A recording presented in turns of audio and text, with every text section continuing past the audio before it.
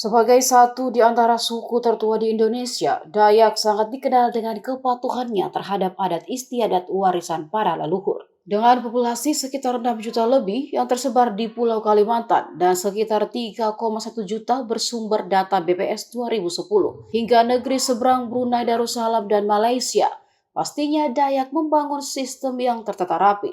Layaknya militer sebuah negara, Dayak ternyata memiliki serdadu, yakni pasukan merah bernama Tariu Borneo Bangkule Rajak. Pasukan merah saat ini dipimpin Panglima Jila atau Pangalangok Jila.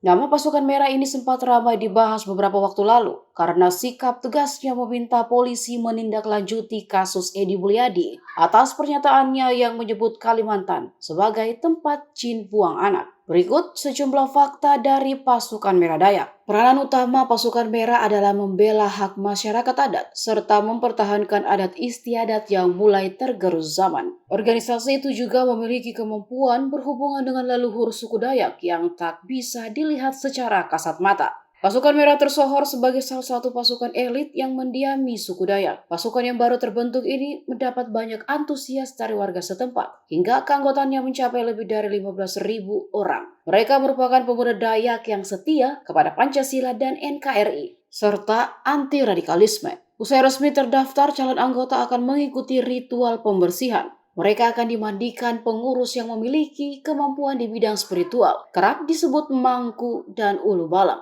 Ritual pemandian dilakukan di hutan belantara, biasanya berada di tempat yang dikeramatkan dan dianggap angker. Anggota pasukan merah TBBR kebanyakan memiliki kelebihan dan kekuatan magis, seperti kekuatan dan kekebalan. Mereka mendapatkan kekuatan dan kekebalan itu tidak sembarangan. Kekuatan tersebut dipercaya dari Tuhan Yang Maha Kuasa serta leluhur suku Dayak yang dipercaya masih hidup namun kasat mata. Selain itu ada hal lain berkaitan dengan kemampuan magis mereka. Sejumlah daging hewan seperti menjangan, sapi, kerbau, ular, dan anjing menjadi pantangan wajib.